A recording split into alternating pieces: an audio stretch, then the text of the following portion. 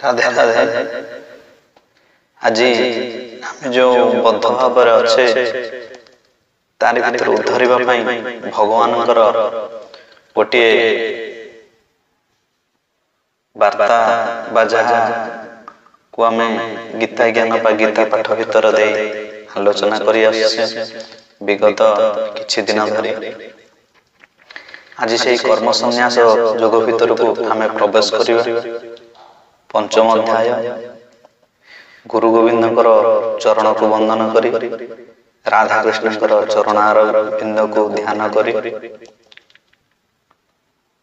आध्यात्मिक गुरु आमको अज्ञान अंधकार दूरीभूत करुथिबा से सद्गुरुंकर पाद पद्म को ध्यान करी समस्त विज्ञ पंडित मानकर आशीर्वाद को पाथेय करी गीता ध्यान भीतर को आम प्रवेश करिबा। प्रथमे राधा कृष्णकर चरण वंदन करिबा, गुरुंकर चरण वंदन करिबा। ओम गुरुर्ब्रह्मा गुरुर्विष्णु गुरुर्देव महेश्वर गुरु साक्षात् परम ब्रह्म तस्मै श्री गुरुवे नमः। हे कृष्ण करुणा सिंधु दीनबंधु जगत्पते गोपेश गोपिका कांत राधा कांत नमोस्तुते। तप्त कांचन गौरांगी श्री राधे वृंदावनेश्वरी वृषभानुसुते देवी प्रणमामि हरे प्रिय। भीतर आम प्रवेश करिबा कर्म संन्यास योग। आज गीता भगवान अर्जुन को कहिसंती जेतळे से तांकर आत्मीय स्वजन मान को देखि हतोत्साहित करि पडिचंती, दुख रे भागी पड़ी गांडी बदन को परित्याग करुछंती।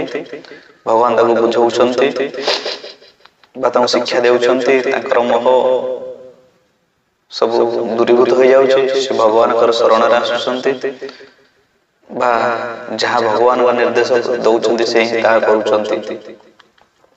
भगवान कर अहेतुक कृपार पात्र से ही करुछंती। तेणु ए जो गीता भीतर दे आमे जदि आम दैनंदिन जीवन को आगे नवा गोटे दिन तो हम ना बारंबार बारंबार बारंबार प्रचेषा फल रही जेतबळे आमे गीतार छोटिया छोटिया कथा को आम मन पकईबा आम जीवन क्षेत्र में उतरिबा सेतबळे आमे कोन करिबा ना भगवान सहित संयुक्त होई परिबा, संश्लिष्ट होई परिबा। केउ भली भाव रे मन को भगवान पाखरे आमे अर्पित करिबा। जहा सब किछि ए सब किछि हे गीता माध्यम भीतर अछि। आज से पूर्व कथार किछि जहा कि नवद्वार विशिष्ट शरीर भितर आत्मा केउ भली भाव रे रही थाए आ से केउ भली भाव रे कर्म करि थाए। से कर्म जदि आमे भगवान को फल स्वरूप प्रदान कर देबा कि भगवान त कार कर्म फल को नै जानते नै। कर्मटी सुख दुख दाता संसारे अटे बलवंता। कर्म संन्यास योग भीतर जिबा पूर्व श्लोक किछि श्लोक नंबर 13 सर्वकर्माणि मनसा संन्यासस्तो सुखं वसी नवद्वारे पुरे देहि नैव कुर्वन्न कारयण। जेतेबेले देहितार प्रकृत को संजत करे एवं मानसिक स्तर समस्त कर्म त्याग करे सेतेबेले से 9टी दरथिबा पुरे बा जड़ शरीर किछि न करि किबा करिवार कारण न होई आनंद रे बसवास करे ना कोन ना सकल कर्म त्याग करे। कर्म त्याग कर्मर फल को त्याग करे भगवान को शरणापन्न है। नवद्वार विशिष्ट दुई आँखि दुई कान दुई नासा पाटी मलद्वार मूत्रद्वार ये जो 9टी द्वार अछि ता भीतर कोन करे ए माने तो सब भोग करूछंती ना। भल देखुछंती भल सुनुछंती बा खराब सुनुछंती। ए जो इंद्रिय गुडी को सबल सुख प्राप्ति भीतर दे आगे आछंती जहा फल रे कि सुख भी मिलुछि दुख भी मिलुछि। ए सुख दुख भीतर संसार अतिबाहित हो जाउछि बा हमर जीवन काल सरी जाउछि। आमे भगवत चिंता चेतना भीतर को प्रवेश करि पारु नै। ସେଥିଲାଗି କଣ ନା गीता पाठ दैनन्दिन जीवन रे अभ्यास करिया मात्रे आमे कृष्ण चेतना पथरे आगे चली थाउ। एही कथा भितरे केते जन कहते कि आमे माने समय होनी हमको समय होनी आमे माने केमिति उधर समय सिना नहीं धीरे धीरे कौन हो ना आमे किछि किछि गीता पढ़िबा किछि सुनिबा किछि ठाकुर कथा कान रे पढ़िबा जो ठो सत्संग होछि हो भजन होछि हो आमे टी से जाय को बुझिबा से स्थान रे बसिया मात्रे ही मनटा कोन है ना आपे आपे संलग्न हो जायते भगवान को पाख तनो आर भीतर दे हमें गति करिबा आ कोन कहिले ना न कर्तृत्वं न कर्माणि लोकस्य सृजति प्रभु न कर्म फल संयोगं स्वभावस्तु प्रवर्तते। यही शरीर रूपक नगर प्रभु अर्थात आत्मा कौन कर्म सृष्टि करती ना किंबा से लोक मान काम करने प्रेरणा दियंती नहीं किंबा से कर्म फल सृष्टि करती ना ये सब भूत प्रकृति त्रिगुण द्वारा करा जाउछ माने कोन होछि ना हम जो कर्म करछे ता प्रकृति रु ही आपे आपे होछि काना भोक करिवो हम खाइबा कहीं ना हम प्रकृति सृष्टि प्रकृति जहा जहा सब ऑटोमेटिकली हे थाए आखि खोलला मात्र से जहा बेले देखि भलो देखो खराब देखो जहा बेले से देखि आखि बुझ देले किछ देखा जाय नै तेणु ए सब कर्म तारा आपण हे चली थाए आ कोन होछि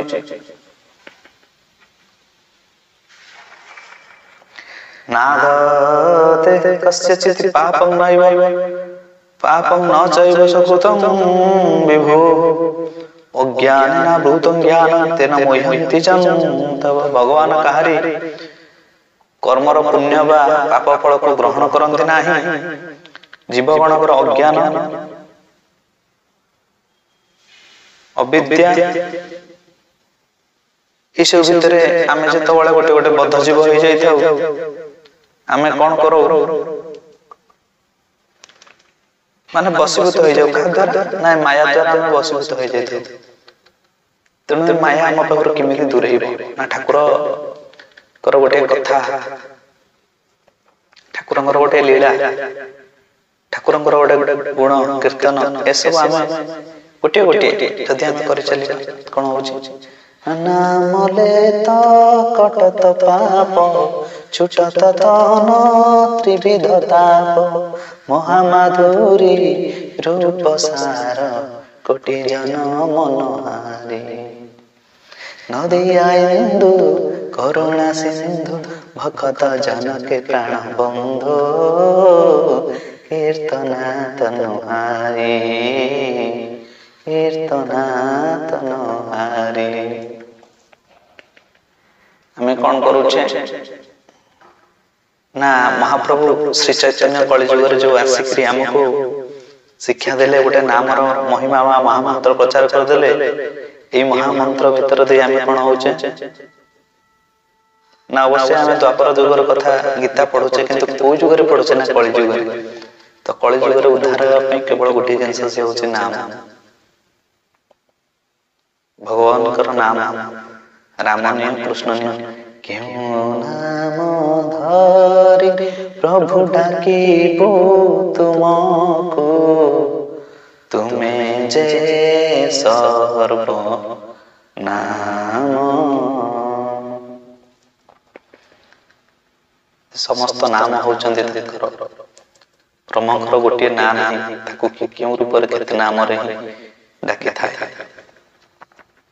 आज कौन हो अज्ञान अंधकार आम केतल दूरीभूत हो ना जेतबेले आम भीतर ज्ञान लोक आसी तेणु सद्गुरुकर शरणापन्न बा जीवन रे दीक्षार आवश्यक निहाती जरूरी आ कौन होइचंती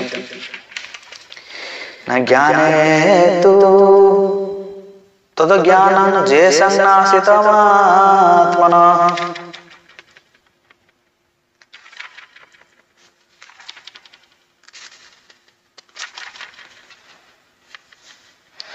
तेषामधित्य वज्ञानं प्रकाशयति तत्परं ଦିବସରେ ସୂର୍ଯ୍ୟ ଉଦିତ ହେଲେ ଯେପରି ସବୁ ଆଲୋକିତ ଦେଖାଯାଏ, ଠିକ ସେହିପରି ସେତେବେଳେ ବ୍ୟକ୍ତି ଅଜ୍ଞାନ ବିଧ୍ୱଂସକାରୀ ଜ୍ଞାନ ଲୋକ ଲାଭ କରେ, ସେତେବେଳେ ସେ ଜ୍ଞାନ ଲୋକରେ ସବୁ ତା ସମକ୍ଷରେ ଉଦ୍ଭାସିତ ହୋଇଥାଏ।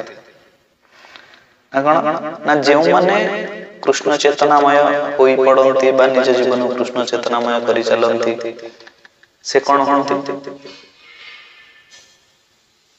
ନା ଅଜ୍ଞାନ ଅନ୍ଧକାରକୁ ଦୂରୀଭୂତ କରିଦିଅନ୍ତି। ସା ବିଦ୍ୟା ଯା ବିମୁକ୍ତ, ବିଦ୍ୟା ହଉଛି ତାହା ଯେ କି ଅଜ୍ଞାନ ଅନ୍ଧକାରକୁ ଦୂରୀଭୂତ କରିଦେଇଥାଏ ବା ଆମକୁ ମୁକ୍ତ କରିଦେଇଥାଏ। ଆମେ ଯୋଉ ବଦ୍ଧ ଜୀବ ଅଛେ ତାକୁ ମୁକ୍ତ କରିଦେଇଥାଏ। କଣ